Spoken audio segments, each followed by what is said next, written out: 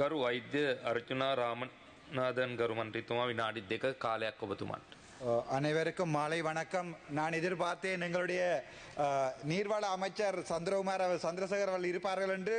அவருக்கு தெளிவாக சொல்லுறேன், நான் யாழ்ப்பாணத்தில் பிறந்தவன், தேசிய தலைவன் பிரபாகரன் பிறந்த வல்வெட்டித்துறையை பார்த்து வளர்ந்தவன் என்ற அடிப்படையிலே நான் இந்த விடயத்தை அவருக்கு சொல்ல விரும்புகிறேன். நாங்கள் சர்க்கஸ் கூடாரம் வைத்தாலும் அங்கே கழுதைகள் குதிரைகள் வந்து நின்றாலும் அவற்றுடன் சேர்ந்து படம் எடுப்பதற்கு தயாராகத்தான் இருக்கிறோம். ஆனால் அவ்வாறான கழுதைகளை எங்களுடைய தலைவராக ஏற்றுக்கொள்ள ஜாழ் மண்ணில் பிறந்த எந்த தமிழனும், யாழ்ப்பாணத்திலே பிறக்காத எங்களுடைய அமைச்சர் சந்திரசேகர் அவர்கள் சிலையரும் யோசிக்கலாம், தான் சண்டிப்பனம் செய்து என்ன ஏதாவது செய்யலாம் என்று.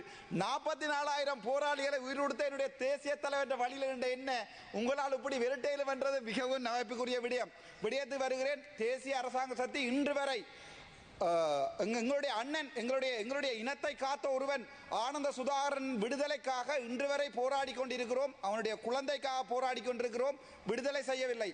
முள்ளிவாய்க்காலிலே கொத்து கொத்தாக படுகொலை செய்த இராணுவத்தை பாதுகாக்கின்ற நிலைமைக்கு தான் தேசிய அரசாங்கம் போகிறது. அதுக்குரிய எந்த பொறுப்பு கூறலும் இல்லை. அது தவிர யாழ்ப்பாணத்திலே 3000 வேலை இல்லாத பட்டதாரிகள் இருக்கிறார்கள். யாராவது உங்களால் ஒரு நடவடிக்கை எடுக்க முடியுமா? அது உங்களுடைய 3 கத்தரி தோட்ட விரலிகள் என்று சொல்வார்கள்.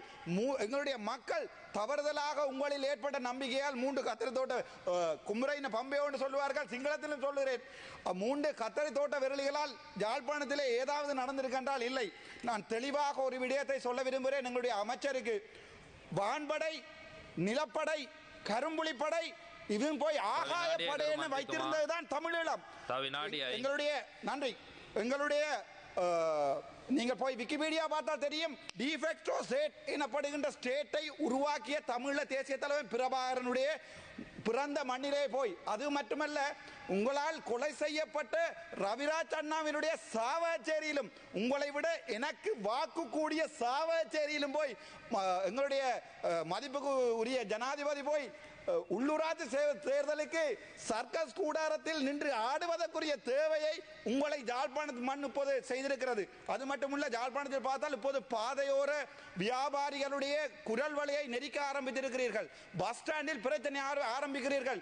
நான் நினைக்கிறேன், தேசிய அரசாங்க சக்தி, நான் உங்களுடைய ஆதரவாக இருந்தவன், என்னை திட்டமிட்ட ரீதியிலே டிசிசி மீட்டிங் வரக்கூடாது என்பதற்காக 23ஆம் தேதி நடந்த சம்பவத்துக்காக 29ஆம் தேதி வரை வெயிட் பண்ணி என்னுடைய மொபைல் போனை ட்ராக் பண்ணி இதுக்குரிய பதிலை அடுத்தடுத்த கிழமைகளில் நான் சொல்லுகிறேன். சந்திரசேகரை முடிந்தால் வர சொல்லுங்கள். நன்றி.